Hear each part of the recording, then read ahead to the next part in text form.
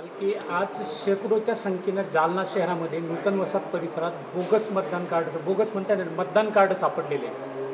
हा नेमका काय प्रकार असू शकतो? आत्ताच मला तुमच्याकडून ही माहिती मिळाली की काही मतदान कार्ड हे कचराकुंडीसारख्या ठिकाणी मला तुमच्या त्या व्हिडिओ क्लिपमध्ये पाहायला मिळाले. असं असेल तर ही फार मोठी शोकांतिका आहे आणि फार मोठा विषय याच्यामध्ये मला जाणवायला लागला आहे.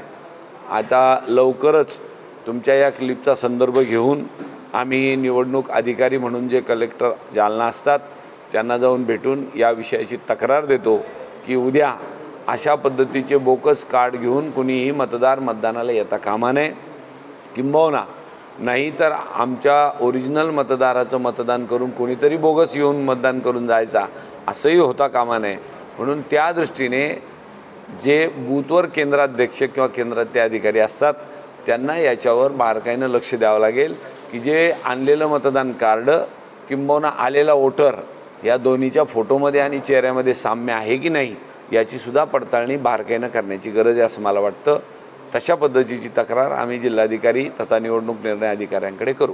सर मला सांगा की काल अमित शहांची मोठी सभा झाली, मात्र या सभेमध्ये त्यांनी फक्त काँग्रेस आणि उद्धव ठाकरे यांच्यावर टीका केलेली, मात्र विकासाच्या मुद्द्यावर त्यांनी एक शब्दही काढलेला नाही. विकासाचा आणि भारतीय जनता पक्षाचा काही लांबून संबंध नाही. तुम्ही असा कसा विचार करू लागले भाजप आणि विकास? हे बोलायच्या गोष्टी आहे. त्यांना फक्त निवडणूक जिंकण्याच्या दृष्टीने सातत्याने प्रयत्न करायचा उद्योग आहे. जालन्याला रेल्वे मंत्री असून सुद्धा आज जालन्याचे स्टेशनची जर हालत पाहिली तर अतिशय खराब आहे. ते सुद्धा मी तुम्हाला व्हिडिओ देतो माझ्याकडे जो आहे तो, तुम्ही जर तो दाखवला तर तुमच्या लक्षात येईल रेल्वे मंत्र्याच्या गावात रेल्वे स्टेशनचे काय हाल आहे. त्यांना फक्त उद्धव साहेबांच्यावर टीका करायची, काँग्रेसच्यावर टीका करायची, याच्याशिवाय दुसरा उद्योग नाही.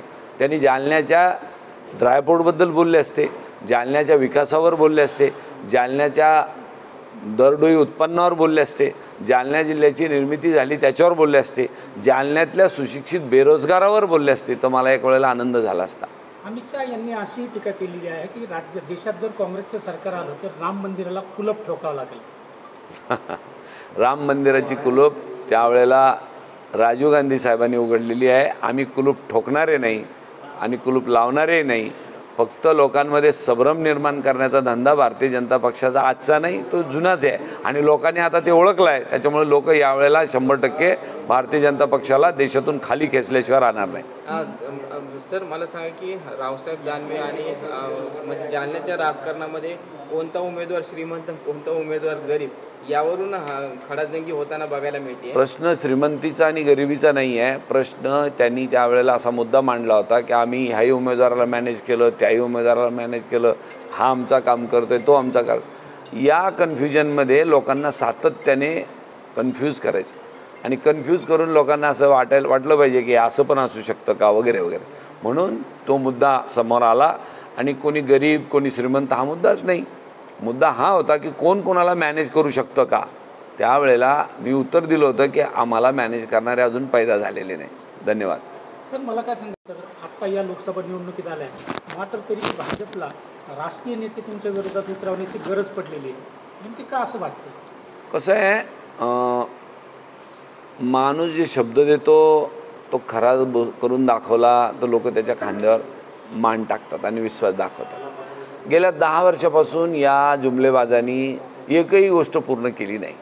म्हणजे जे सांगितलं त्यातलं एखादा तरी वायदा पूर्ण झाला असता तर लोकांना असं वाटलं असतं की साला यांनी आपल्याला अमुक दिलं तमुक दिलं हे केलं आहे त्याच्यामुळे आता आपण यांच्यावर विश्वास ठेवू. 2014ला विश्वास टाकला, काहीच केलं नाही, उलट महागाई वाढवली. 2019लाही विश्वास टाकून पाहिला. लोक दम धरून किती दिवस धरतील? 10 वर्ष झाले ना. 10 वर्ष हा फार मोठा काळ आहे. असे अनेक तरुण आहे की ज्यांचे वय संपले बिचारे, त्यांना नोकऱ्या नाही लागल्या. MPSC झाली, UPSC झाली, अनेक ठिकाणी परीक्षा दिल्या, तलाट्याच्या दिल्या, मंडळाधिकाऱ्यात दिल्या. त्या बिचारे वय झाले हो, काही नाही, कोर्टात गेले, त्या परीक्षेला स्थगिती आणली आणि काय करतील लोक.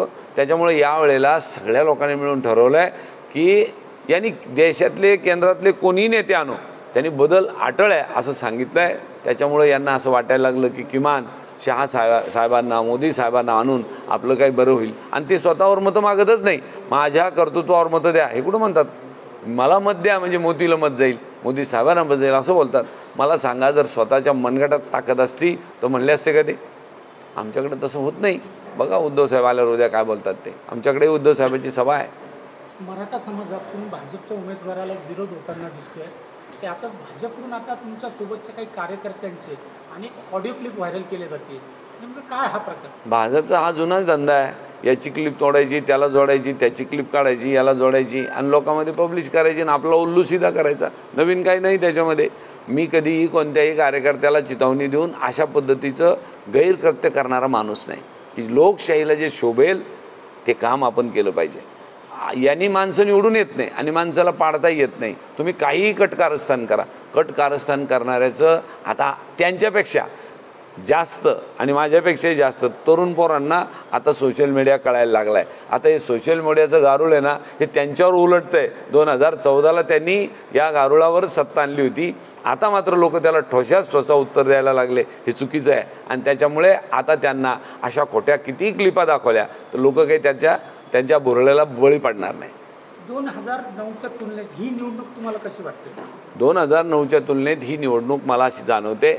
2009ची निवडणूक ही खऱ्या अर्थाने दोघंही उमेदवाराला कठीण होती आणि समोर दोन्ही तुल्यबळ उमेदवार जसं भांडतात किंवा जसं लोकशाहीमध्ये जे मतं मागायची पद्धत असते ती करायचे, त्यावेळेला चांगले घासून लढाई झाली होती. यावेळेला ही लढाई घासून नाही. यावेळेला निवडणूक ही जनता जनार्दनाने हाती घेतलेली आहे आणि 100% कौल हा महाविकास आघाडीच्या बाजूने.